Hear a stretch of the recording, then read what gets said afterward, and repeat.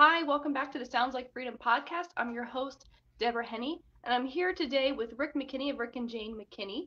And they have lived an extraordinary life of ministry. Once described as mavericks, they've literally out into the unknown to embrace God's call and have experienced his presence in a way that only comes through a life of obedience. Whether planting and pastoring churches, traveling the world to perform concerts, building a house in Mexico, traveling from village to village in India, or walking across America, they have followed his voice as he led them forward one step at a time. Welcome. Thank you. It's good to be with you, Deborah. Yes, thank you so much for being here today. Now, you have quite an interesting bio, and I want to hear more about all of that. So it sounds like you've done a lot of traveling. We have. We've done an awful lot of traveling.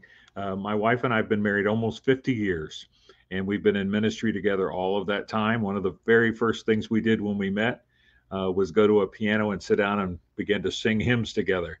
So we've been in ministry together for a very long time, and we've had the blessing of being able to travel around the world, all over the United States, do missionary work overseas. We have two daughters who were missionaries, and it's been a great, great life. The capstone of all of that, of course, was our walk across America from Los Angeles, California to New York, or to Washington, D.C., excuse me. And that was really the highlight of our ministry and in many ways the highlight of our life. It was an amazing trip, but God has been good to us. Wow.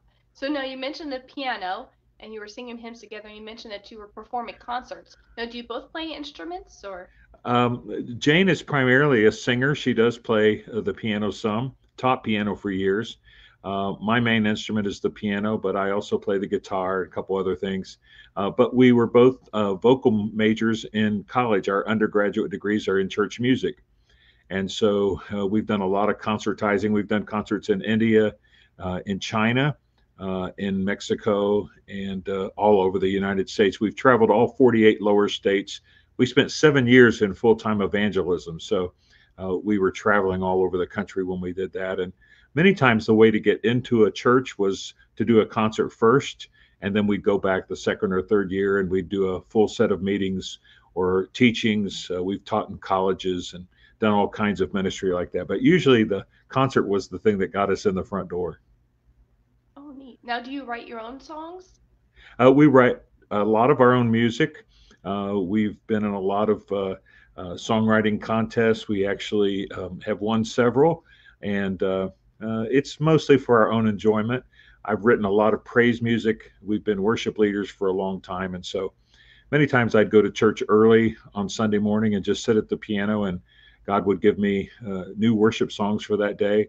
And sometimes that's the only time they were ever sung. They were very specific for a sermon or for a particular need in the church that day. But we love writing music and we love singing.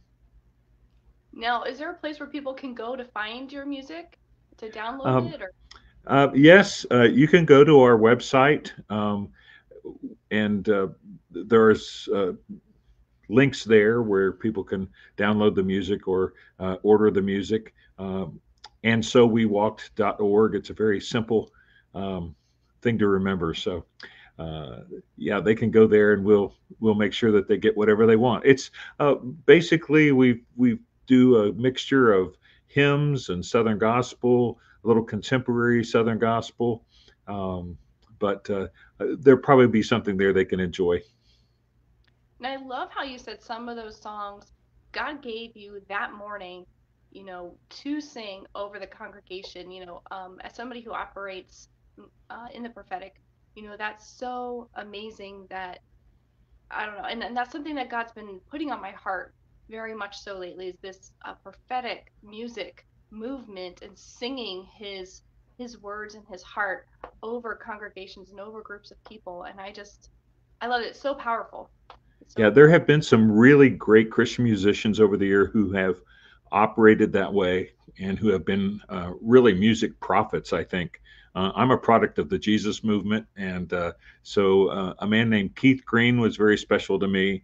And Keith Green was definitely a music prophet. The words that he spoke over the church were sometimes hard, and sometimes they were warnings, but his music was very prophetic. And so I think that's a real calling that may be missed in a lot of churches today. Just God speaking for the moment, for the time, for that specific situation. God is a God who never lags behind or moves ahead. He's always operating in the present. Present is actually all there is to him. And so as he speaks, he's speaking into the present. And we miss that if we don't listen, if we don't hear what he has to say. Absolutely. And I love how, even in the Bible it says, now faith is the evidence, and it goes on and on and on. And then it just like jumped out at me one time was, it's Right. now faith, right now, not yesterday, not 10 minutes ago, not That's in right. 15 minutes, it's right now. I, um, I have a I have a definition for faith. I teach college, and so I have a definition for faith that I always teach my students, and that is faith is calling what is not so so before it is so, so that it can be so. And I always use the example of Abraham, who called a son so before he was so, so that he could be so. And when we do that, what we're doing is calling things into the now. We're calling things into the present that may be scheduled on God's timetable for the future, but what we're calling it as though it were now. And then we live in anticipation of what God's going to do. So many people live in dread, but I think it's much better to live in anticipation. I was telling somebody on a podcast yesterday, I get up every morning saying, God, what are we going to do today? Uh, what are you going to do through me today? How are you going to use me today? What are you going to say through me today? And so many people get up out of bed and they dread the day, and they're down and discouraged. But man, if you believe that God's going to use you today to do something special, that changes your whole attitude about the day. Absolutely. And that switch is so powerful. I know years and years ago, I would wake up with this unconscious thought of, oh, I hate my life. What a dread, what a dread, what a dread. And then I wondered why I was so depressed. That's And then right. God said, you do realize this thought that you have when you wake up. I didn't even realize I had it. And when he Yeah. showed that to me, I said, oh, no wonder. And Yeah. so I flipped it around. I said, you know what, God, thank you for another day Yeah. to love you. Thank you for Yeah. another day to serve you. And let's do Absolutely. this. Let's have an adventure Absolutely. today. Absolutely. Yeah. Now you Yeah. talk about um, walking across America. Can you tell me more about that? Sure. In 2005, my wife and I were in full time evangelism. We were traveling, and we were speaking at a little church in Baxter Springs, Kansas. Very historic place. Charles Parham actually established that little Bible school there. And he is thought to be, in some ways, the father of modern day Pentecostalism.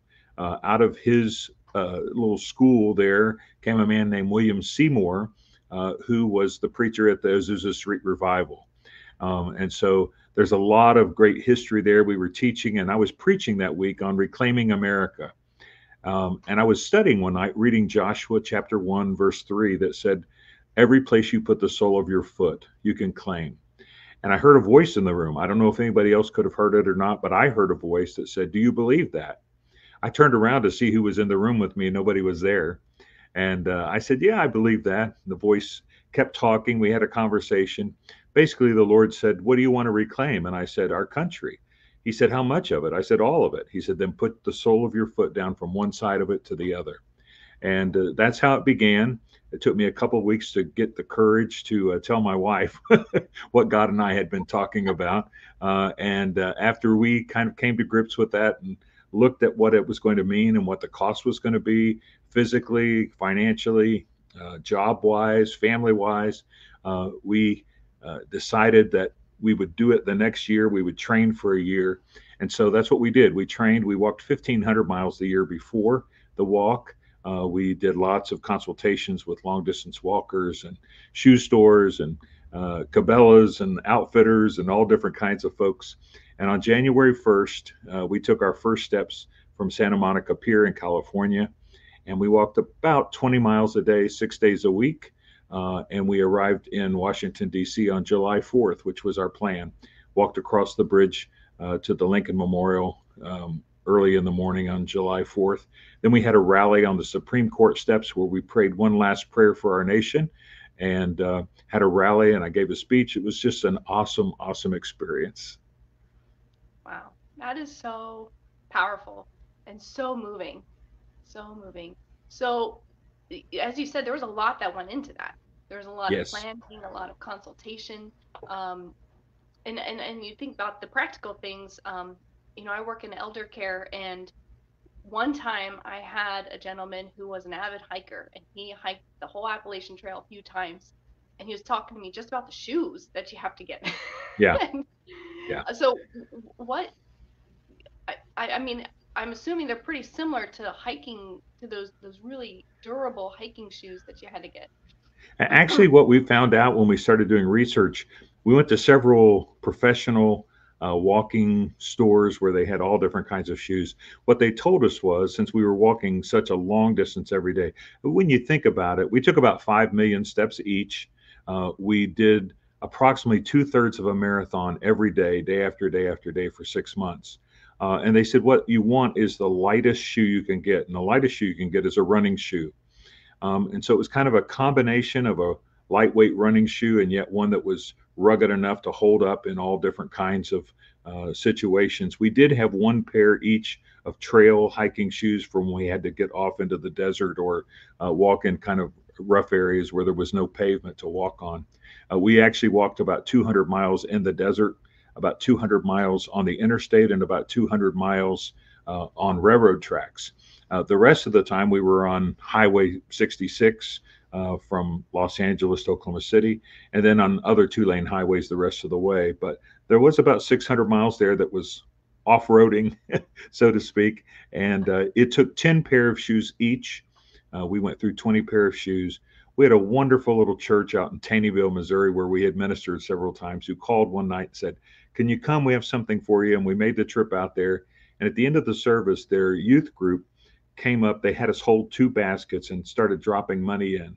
They had been raising money for about 6 months with raffles and car washes and all different kinds of things.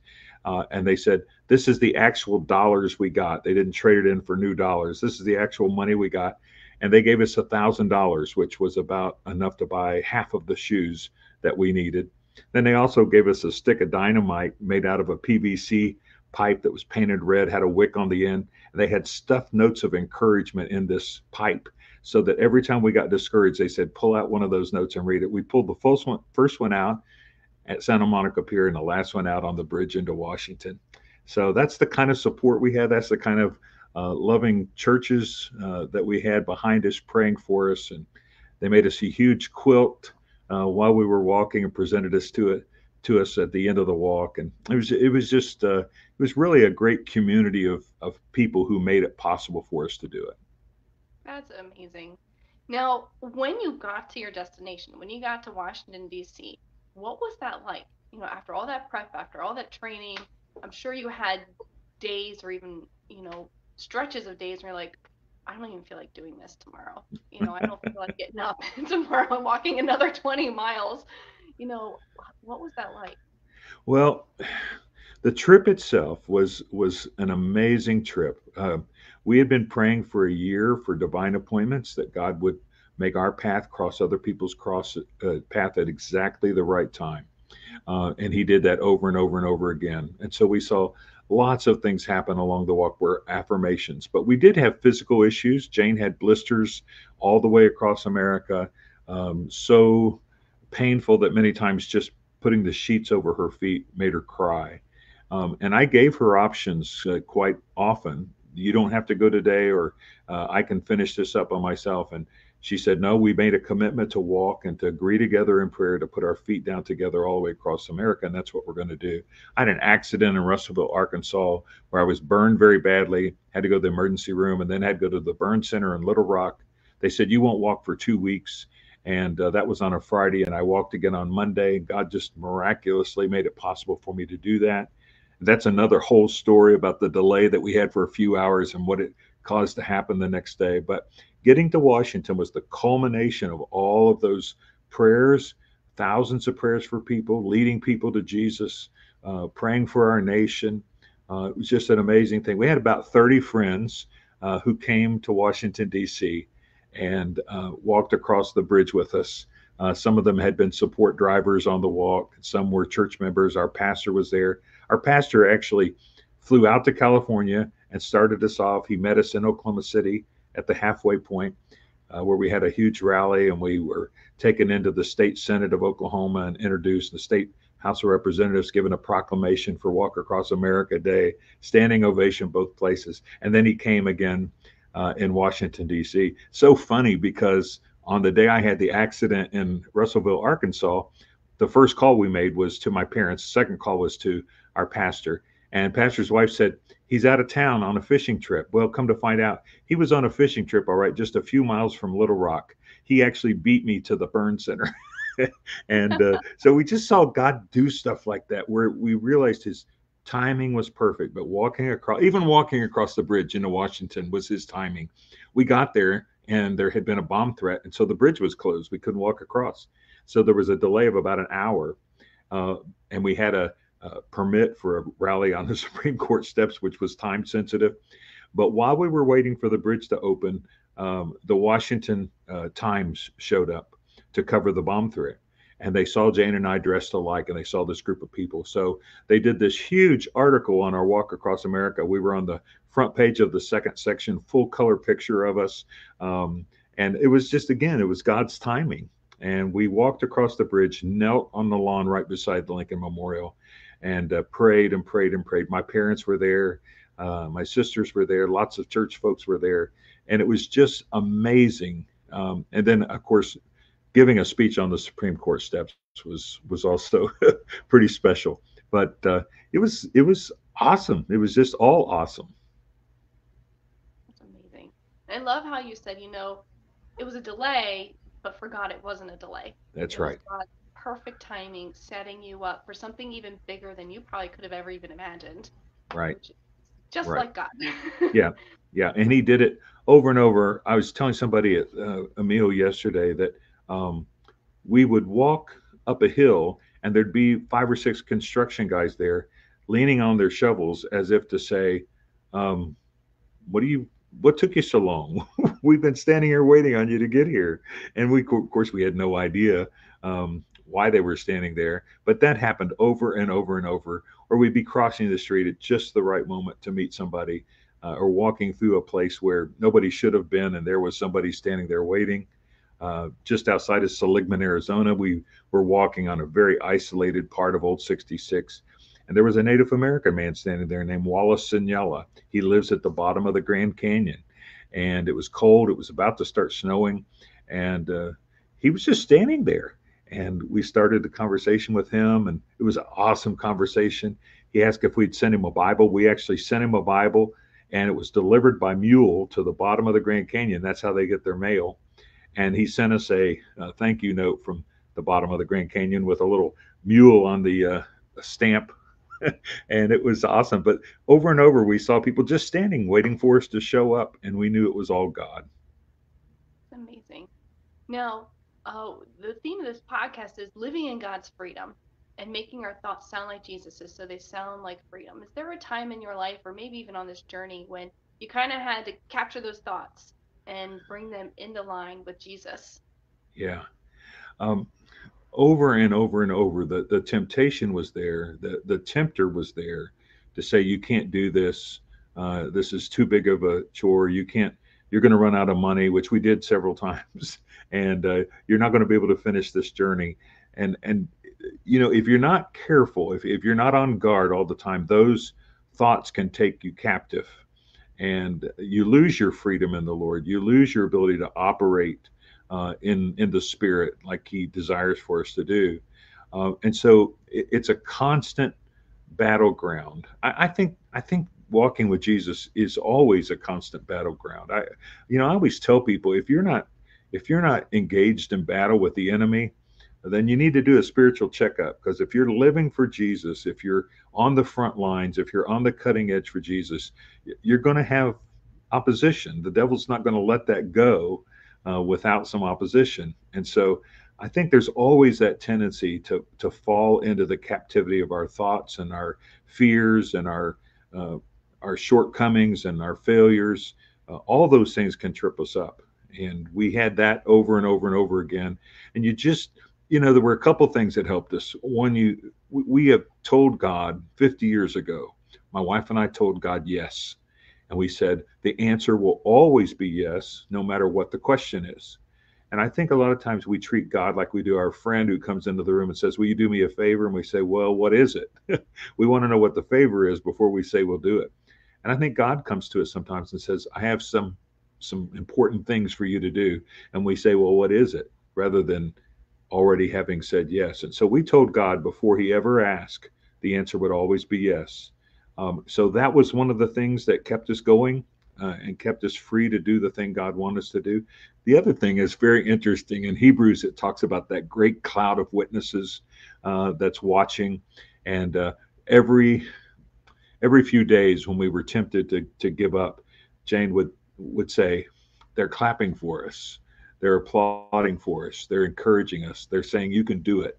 And we would look up to the heavens and we would envision, our loved ones and our friends who were there, who were in a circle looking down and watching us walk. And they were applauding and they were encouraging us to keep walking. So there were several things, I think, along the way that encouraged us like that. God performed miracles in our finances. We were out of money in Crossville, Tennessee, and a church called and said, can you come and speak this Sunday? We came and spoke, and they gave us $4,000, which was exactly what we needed to finish the trip. And so when God affirms that you're on the right path, it sets you free to keep believing Him and keep trusting in Him to move and take the next step. But it is a battle. It's not easy. I tell people this is not an easy thing God has called us to, but it is a great thing. Amen. Amen. Absolutely. Hope, faith, goodness, and that always yes. And I love how you said that. Before God asks, the That's it. answer is yes. I love Yeah. it. Yeah. All right. Now you have a book out. Can you tell us about your book? Sure. We have a book that was published in May called And So We Walked. It's really a memoir about the walk. My wife journaled all across America. She wrote down the name of every person that we met and every conversation that we had. And then she kept a second journal, which was just logistics. We started at mile marker here, ended at this restaurant here. And when we got done, I took all those notes and started compiling it. It took a long time for me to write it. I would put it down for a while. I've pastored, we've traveled, we've done lots of ministry. And so I didn't have a lot of time to work on it. And finally, this year, we said, this is the year. And it was God's perfect timing again. 17 years ago when we walked, if we'd have published the book then, there'd have been no podcasts. There'd have been no internet radio for me to do interviews. And so social media was very limited. But God had us wait, and this has been the perfect time. And so that's what that book is. We just released a couple of weeks ago a children's version because we said this has got to be a story that children can read. So we had an illustrator illustrate it. We reduced it down to 42 pages. It's on a 6 to 10 year old reading level. And we're putting it, we have some supporters and we're raising money right now. We're going to put that book in 500 pediatricians' offices all across America so that when children are waiting to see the doctor, they can pick up this book. And it does two things. One, it tells them about Jesus and how much he loves them no matter who they are. But secondly, it encourages them, if they already know Jesus, to tell their friends about Jesus. So we're really excited about that. And then in about 2 weeks, we have a brand new book coming out called Until the Whole World Knows. It's a 125-page manual on lots and lots and lots of different ways to share Jesus. The subtitle is A Guide to Sharing Jesus for the Introvert, Extrovert, and Jesus Freak. And so no matter who you are, there'll be some things in there that you can use to share Jesus with other people. That's amazing. Now, where can they find these books? They're on Amazon in audiobook, ebook, and paperback. And they can also get them directly from our website as well. Awesome. And can you say your website again, just so everybody is? Yes. And So We Walked. It's the title of the book. And So We Walked.org. Or they can put in rickandjanemckinney.com. It goes to the same website, and either one will work. Okay, awesome. Well, thank you so much for being here today. Thank you for sharing your story. Thank you Is for there any? having me, Deborah. It's been awesome. Thank you. Okay, now don't forget to swipe, tap, or click over to deborahhenne.com. Follow me on social, on Instagram, Twitter, or Facebook at Deborah Henne Author. And let's not forget to tune into our thoughts to make sure they sound like Jesus's, so they sound like freedom.